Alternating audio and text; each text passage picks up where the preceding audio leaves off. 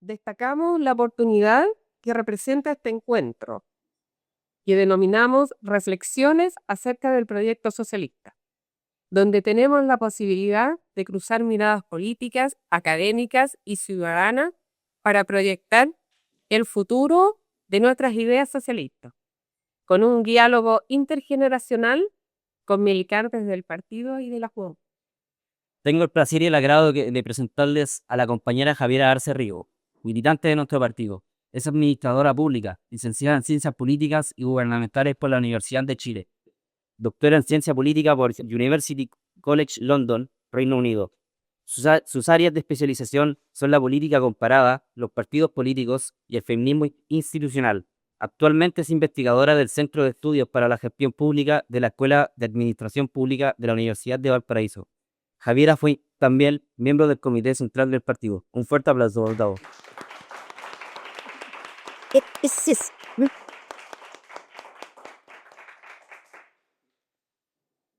A mí me corresponde presentar al compañero y amigo Aldo Valle Acevedo, abogado, egresado de la Universidad de Valparaíso, destacado académico de dicha casa de estudios hace varios años, magíster en Filosofía de la Ciencia, con mención en Lógica de la misma universidad, y doctorado en Derecho Público y Filosofía Jurídica de la Universidad Autónoma de Madrid.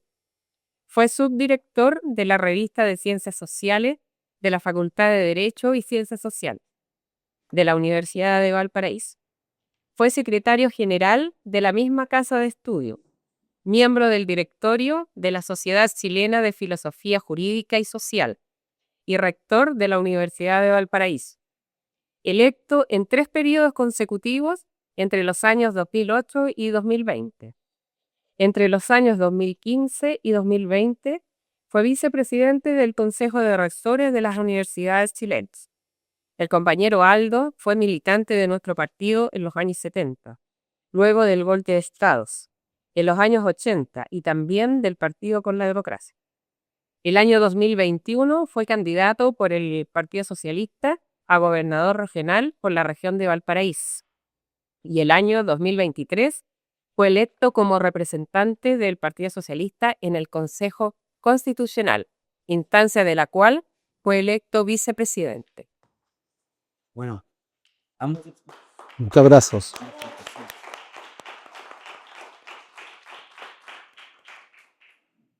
ambos expositores, que son de nuestra región, nos ofrecerán sus perspectivas para abrir este espacio de reflexión y aporte a la discusión que se nos convoca como militantes socialistas. Para información de todos, la estructura de este encuentro primero será una exposición de 10 a 12 minutos, partiendo con el compañero Aldo Valle, luego la compañera Javiera Arce, luego terminaremos con un espacio de preguntas del público e intervenciones, y para finalizar, un pequeño discurso que daré en nombre de la JS. Ahora partimos con la exposición. Ya, muchas gracias, en primer lugar, a la organización, al Partido Socialista, por la invitación y por la oportunidad de participar en una reflexión que a mí me parece también es urgente, diría dramáticamente urgente, en la izquierda chilena, digamos, ¿no?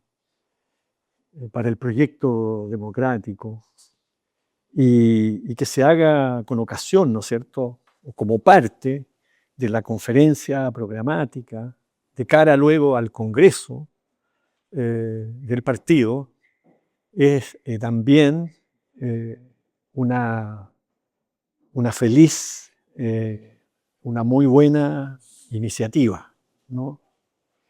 Porque les confieso que yo en muchos momentos dejaré ver un cierto escepticismo, ¿no? Creo que es sincero decirlo, digamos. Un escepticismo más bien de la razón, digamos, un escepticismo intelectual, digamos, no un escepticismo en sentido moral, porque otra cosa es el compromiso político, ¿no? Pero uno puede perfectamente, al cabo de los años, o debiera hacerlo cada cierto tiempo, ¿no?, revisar con alguna dosis de escepticismo, cosas que ha tenido instaladas en la cabeza, en la vida, digamos, y que ello debiera ser parte, digamos, del desarrollo de nuestra ciudadanía política, de la militancia, del compromiso o de cualquier otra pertenencia que uno reconozca. Yo me reconozco con una pertenencia, digamos, en la izquierda, en el proyecto democrático, en la lucha por los derechos sociales. Bueno, porque reconozco que hay unos que el conflicto social, ¿no? Reconocer el conflicto social no requiere adherir al materialismo histórico ni al marxismo-leninismo, digamos, es simplemente observar la realidad, digamos, ¿no? En ese conflicto social, bueno, me reconozco de un lado, digamos, y trataré de hablar también siendo consecuente, digamos, con esa pertenencia, ¿ah? Y quería, desde luego, participarles, digamos, que para mí se ha incrementado en los últimos años cómo, siendo la realidad tan hostil con la mayoría de las y los chilenos, ¿no? La realidad económica, la realidad social, sin embargo, políticamente no logramos traducir ese hecho de la realidad en una mayoría social, política, ¿no? Cultural, y en el último tiempo, bueno, ya casi se hace un lugar común decir que hemos ido perdiendo esa batalla, ¿no? Hoy día, ¿no es cierto?, me permitirán, sobre todo los más jóvenes, digamos, recordar, pero en marzo del 73, ¿no? En marzo del 73, la izquierda sacó el 43% de los votos en la coalición, ¿no? De gobierno. Y la derecha no obtuvo los quórum que necesitaba para declarar la inconstitucionalidad del presidente Allende. Ese fue un hecho decisivo. Pero yo lo recuerdo a propósito de comparar. Pero el año 2022 fue la convención constitucional. 2021. 2021. Llegamos al 38%. Lo digo así, digamos, porque habían ocurrido muchas cosas en el país, pero lo cierto es que veníamos también de participar activamente en un largo periodo de gobierno democrático. Habíamos sido parte de un periodo que le trajo al país grandes beneficios, ¿no? Yo soy también de los que creo que la estabilidad institucional, que la estabilidad política, que la estabilidad económica, digamos, le hacen bien a los países, digamos, y le hace bien a la causa popular, ¿no? Que anunciar o amenazar con la inestabilidad, como se llegó a hacer, no desde el Partido Socialista, pero desde la izquierda, ¿no? De verdad que no le hace bien a la causa popular, a las demandas populares. Y ese escepticismo también me corroe, porque cuando la derecha se equivoca, lo que le pasa a los sectores autoritarios y representantes del dinero, ¿no? Lo que hace es que no logran avanzar en su proyecto autoritario, ¿no? Y tal vez ganan menos dinero. Pero cuando se equivoca la izquierda, la verdad es que los efectos son muy distintos. Porque los pobres, las personas que queremos, digamos, que salgan de la pobreza, se demorarán más en salir de la pobreza. Cuando se equivocan, cuando nos equivocamos en la izquierda, cuando los partidos, las organizaciones, los movimientos de la izquierda, en definitiva, no llevan a cabo ese cálculo estratégico que se necesita, ¿no? Los efectos son mucho más crudos. Y por eso también digo que ese escepticismo yo lo logro, creo, compensar con una provocación moral, con una irritación moral, ¿no? Que me provoca, digamos, el que hoy día tengamos al frente una coalición que con lo que ya se ha visto, ¿no es cierto? Uno no se podría explicar cómo obtuvieron un 56%, ¿no? Con la precariedad. Lo lograron. Y yo creo que una tarea que yo creo que tiene el Partido Socialista y que debiera ser parte de la deliberación en esta conferencia y luego en el Congreso es hacerse esta pregunta, digamos, ¿no? ¿Cómo hacer, digamos, para que no nos quedemos simplemente en seguir haciendo lo mismo o seguir diciendo lo mismo? ¿Mm? Porque tenemos una larga historia. Yo creo que subí a este piso a los 16 años, el año 72, digamos, ¿ah? Y creo que hace ya un tiempito, ¿no? He tenido la oportunidad, luego de también formarme, participar y mantenerme convencido, digamos, ¿va? De que se necesita de un partido socialista. Este es un partido, digamos, que ha hecho valiosos aportes en momentos decisivos y lo ha hecho, digamos, desde luego con sus también limitaciones. Tal vez eso que se llaman limitaciones también se ha transformado en algunos momentos en riqueza, digamos, en oportunidades, ¿no? Hemos asumido desafíos. Este es el partido que con claridad, digamos, decidió también ser parte de una coalición más amplia, terminando el año 89, 90, ¿no? O 91, digamos, de la concertación de partidos por la democracia. Tuvimos un conflicto para eso, digamos. Nos dividimos los socialistas, ¿no? Con razones distintas, ¿no? Pero es un partido que por lo mismo, eso quiero decir, digamos, tiene en su ADN esa potencialidad, esa capacidad, digamos, de generar un debate plural, ¿no? Con diversidad de tradiciones, ¿no?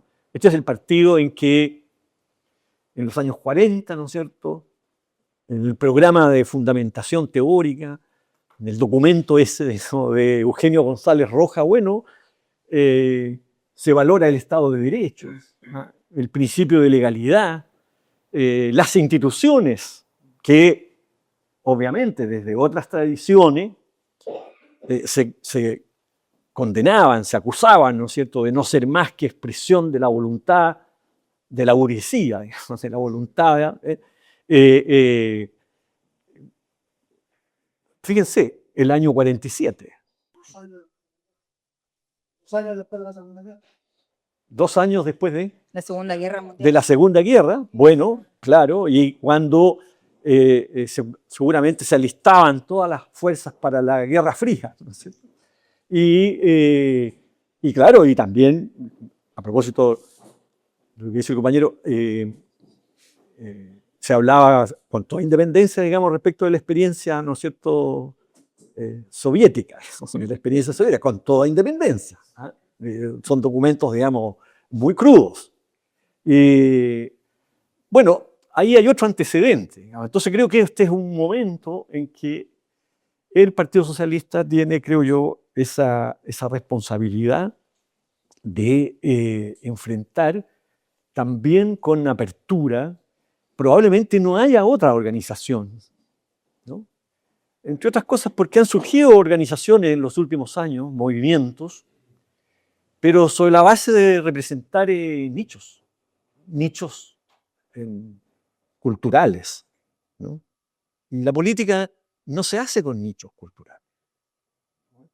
La política se hace, digamos, atendiendo a aquellas demandas más universales y finalmente las demandas del proletariado, ¿no? Obviamente fueron sectoriales en su momento y tal vez no fueron entendidos de otra manera, pero eran las demandas de la humanidad que se necesitaba, ¿no? Las demandas que iban a permitir que quienes formaban parte de ese proceso, ¿no es cierto?, productivo que se inicia con el capitalismo, bueno, vivieran en condiciones dignas, ¿no? Y pudieran organizarse. Vamos. No, 3 minutos. A 3 minutos, perfecto. Y entonces, creo yo que también debemos hacer esta otra operación, digamos, que es que en su momento fueron sectoriales, pero eran universales. Tal vez hoy día se ha instalado también en la izquierda una cierta práctica discursiva que no necesariamente se hace cargo de esas demandas universales, ¿no? Y eso, creo yo, no ha traído beneficios, sobre la base de que todos estamos claros en que lo que queremos son mayorías sociales, políticas, para ganar en la democracia, para ganar en las instituciones. Porque si algunos todavía mantienen, digamos, ese espíritu jacobino, digamos, ¿no es cierto?, de que nos podemos tomar el poder, de que, no sé, la primera línea, digamos, podía llevarnos, digamos, la primera línea se llamaba, Sí, ¿no es que cierto?, están ahí. ¿ya? Nos podía llevar, digamos, bueno, está claro que no, digamos, esto lo hacemos, digamos, a partir de una realidad que ahora también es mucho más compleja y dispersa, porque piensen ustedes, digamos, cómo las influencers o los influencers convierten la subjetividad en mercado, digamos, ¿no? No nos damos ni cuenta, digamos. Pero eso es lo que ocurre. La subjetividad de la adolescencia, las demandas de la adolescencia, digamos, se convierten en mercado de una manera luminosa, atractiva, seductora, digamos. Pero eso ocurre. Y entonces tenemos que hacer un giro nosotros, hacer un giro. Y ser capaces, digamos, de que tenemos prácticas todavía discursivas que ya no responden, que ya no convocan. Y nos vamos quedando de algún modo reducidos. Y una izquierda reducida, digamos, a su memoria, reducida a sus emociones nobles, legítimas, sin duda, no es eficaz políticamente. Y lo que queremos es transformar en el mejor sentido que se pueda, en el mejor sentido que se pueda. Yo por lo menos también confieso así, si uso la palabra, digamos, provocadoramente, digamos, yo creo que es posible un capitalismo sobre la base, digamos, de que sea un capitalismo compatible con la democracia. Yo no veo qué podemos mostrar hoy día, digamos, desde el punto de vista económico, desde la izquierda. O sea, perdonen que sea tan crudo en esto, digamos, ¿ah? Pero la experiencia, no sé, de Venezuela, la experiencia reciente, la experiencia, digamos, de Cuba, ¿no? Y entonces, ¿cómo nos integramos? ¿Cómo somos capaces de dar confianza a sectores sociales que, claro, se toman, digamos, distancia, desconfían, y nosotros tenemos que transmitir esa confianza que nos permita convocar, digamos, a una gran mayoría? Y quiero terminar con una mención. Es una tragedia. Es sugerente nomás, digamos, porque yo no tengo ninguna relación de causalidad, que no pretendo eso, digamos.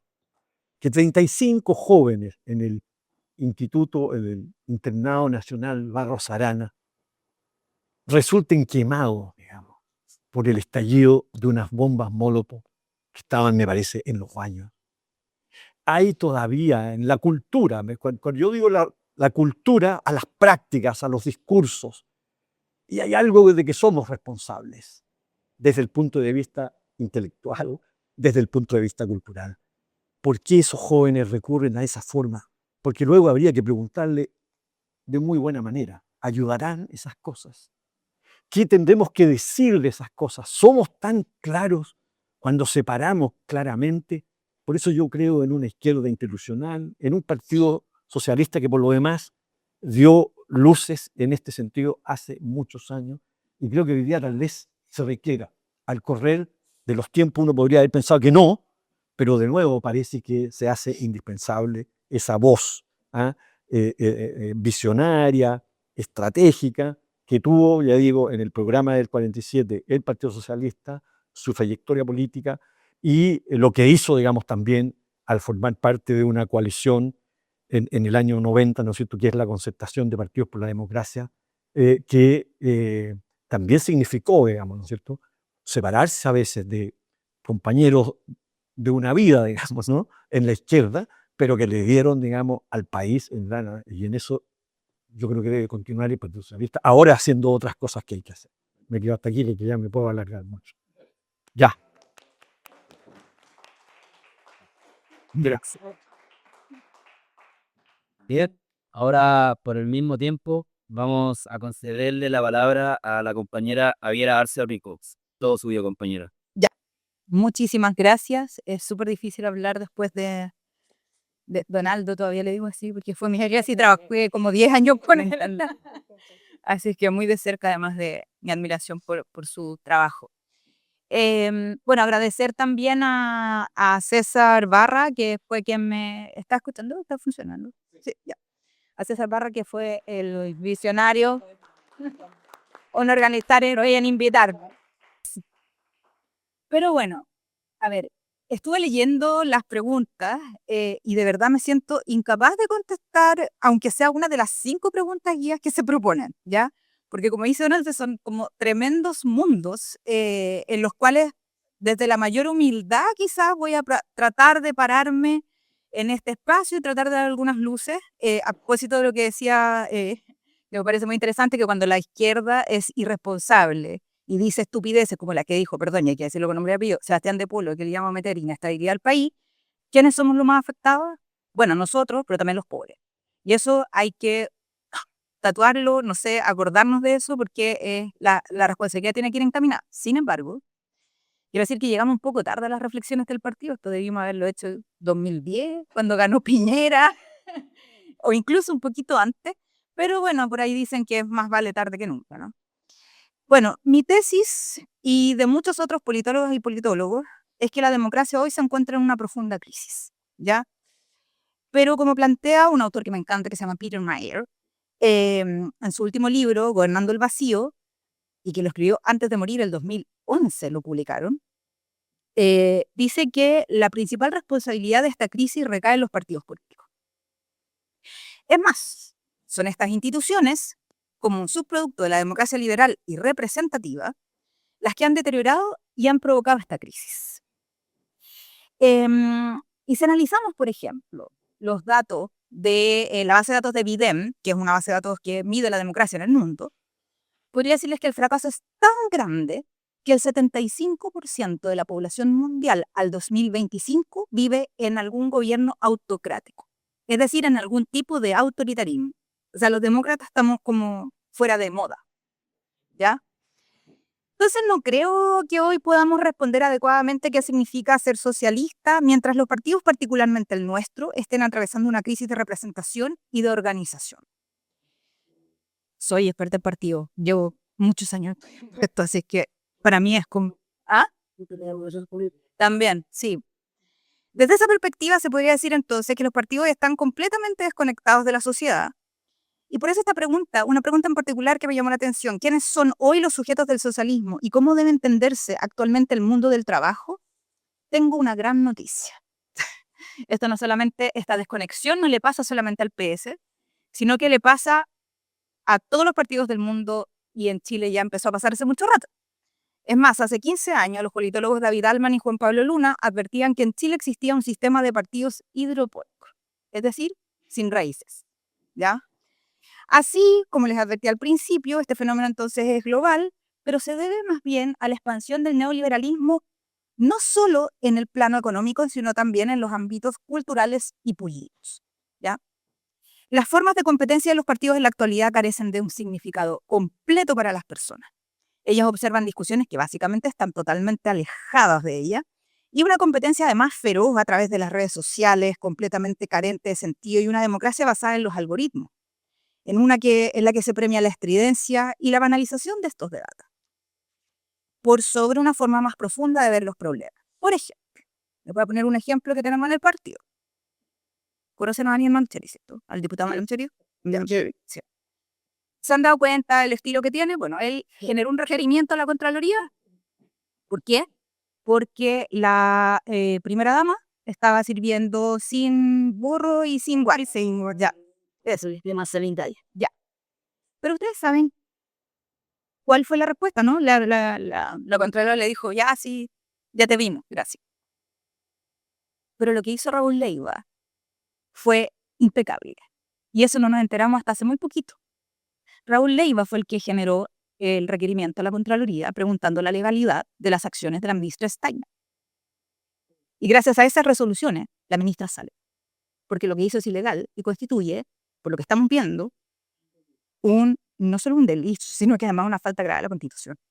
Entonces, y no hizo el mismo show. Entonces estamos viendo en el mismo partido dos ejemplos muy distintos, incluso del alcance que tenemos de hacer la política. ¿Se dan cuenta? Eso les quería explicar.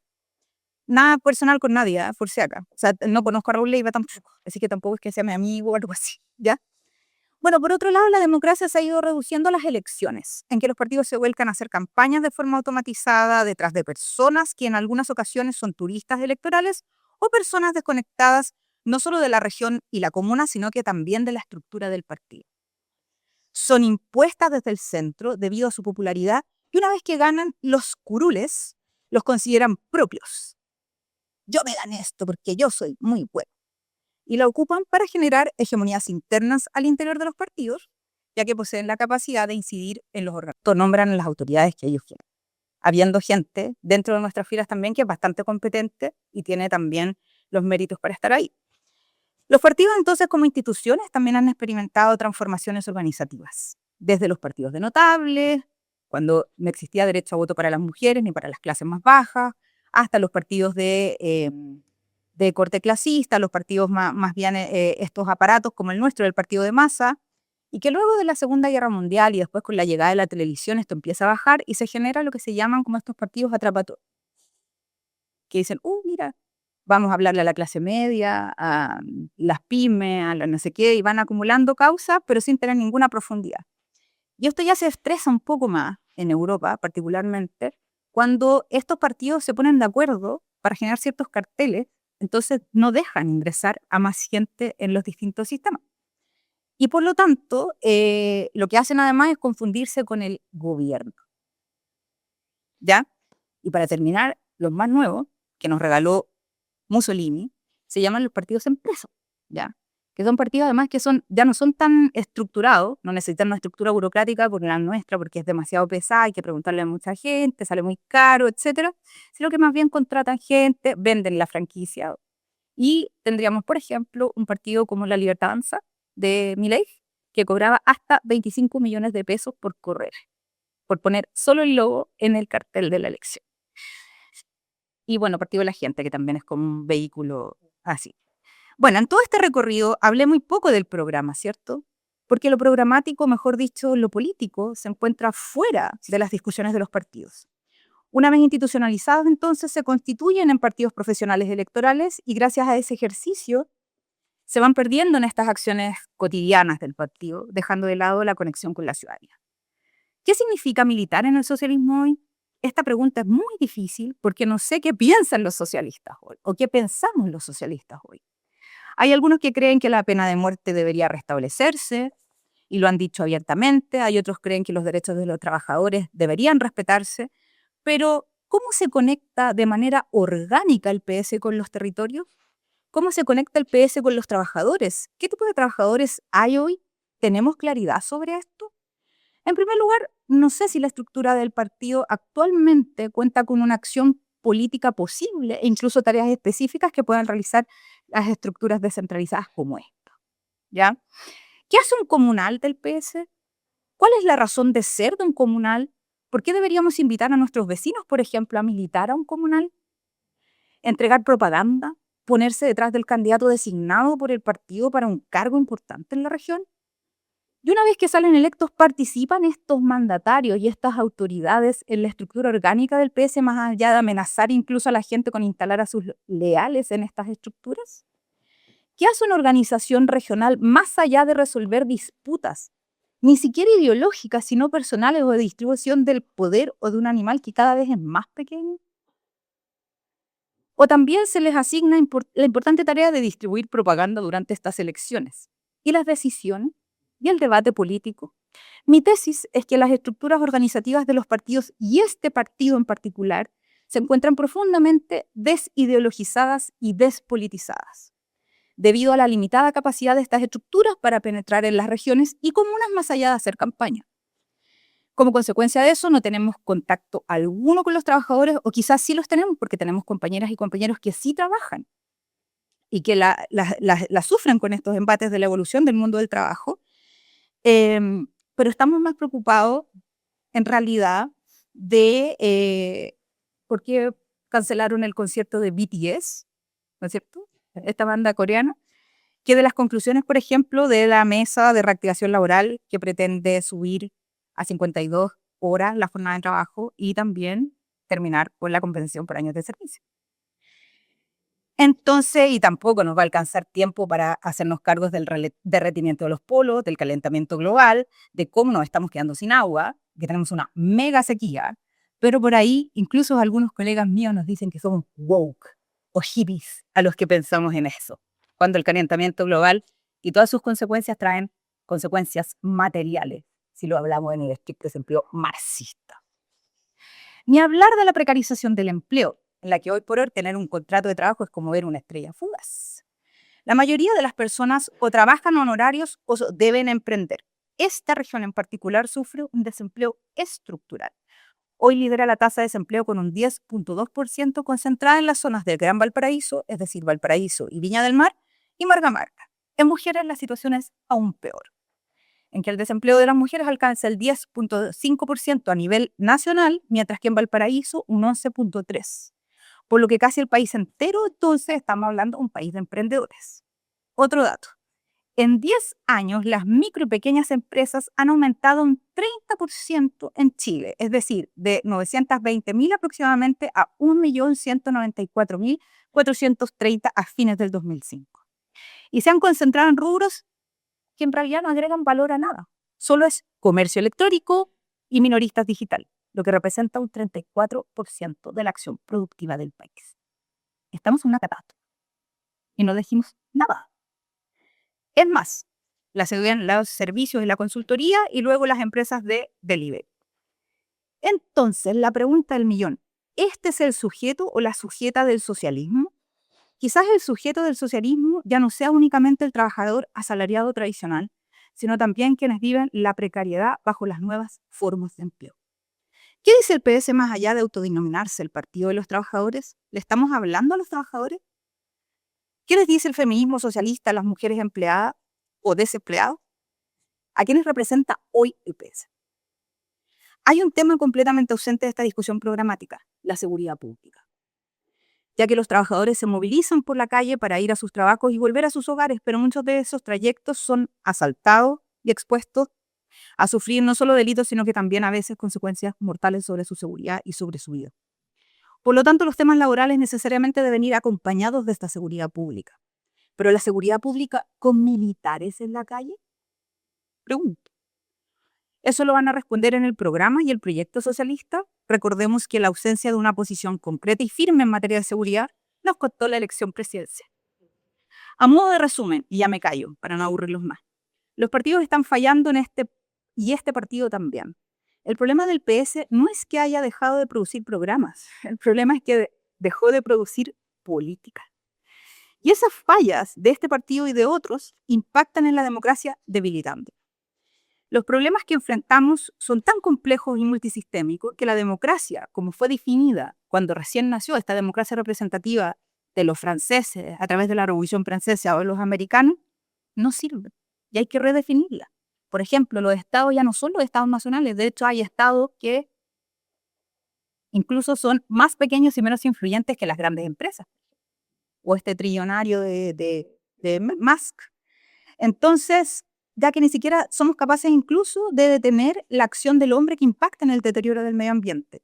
Los partidos se encuentran desconectados y desenraizados porque los actores políticos también se desconectan. Muchos de ellos también se desligan de las identificaciones partidarias y de los liderazgos de corte personalista estamos llenos. Entonces, esto contribuye al deterioro no solo de la acción del Partido Socialista, que se concentra en profesionalizar las elecciones, también en la restricción de los debates programáticos, ideológicos y políticos en el interior de las estructuras del partido y de las coaliciones. Los partidos tampoco han sido capaces de administrar estas diferencias y disensos, ¿ah? Y eso también hay que buscar algunas salidas, porque las veces que hemos tenido estas discusiones, como por ejemplo a fines de los 90, por los autoflagelantes y autocomplacientes, yo no participé, por supuesto, que tenía como 12 años, pero lo que me cuentan de esa época es que fue casi a muerte. Entonces, cuando uno tiene una opinión distinta, y eso también me ha pasado a mí, te tratan de traidora, cuando en verdad la crítica, lamentablemente, es lo único que te permite avanzar. Entonces tenemos que buscar tal vez formas de resolución de conflictos más fuertes.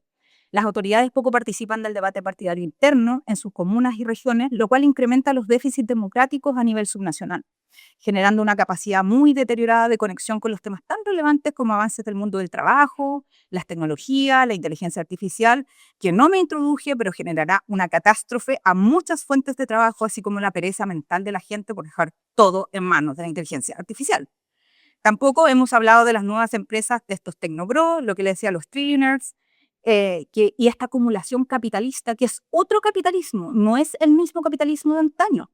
Estamos hablando de ingeniería de datos, minería de datos nuestros, ¿ya? Que están manejados y siendo manejados por un montón por estos tipos, estos algoritmos.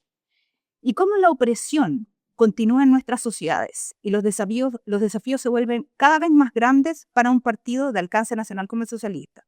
¿Hay una salida? No lo sé. Tal vez reconstruir una nueva organización y una nueva institucionalidad, buscar nuevas actividades más allá de repartir propaganda electoral, politizar los espacios, darle ideas a nuestros representantes en el Congreso, en las municipalidades. Y si no se acompaña esta conferencia de programa con una transformación de esta organización, es decir, darle poder a los espacios subnacionales y al debido respeto a la gente en sus comunidades de base, cualquier programa será solamente un lindo documento bien escrito. Muchas gracias.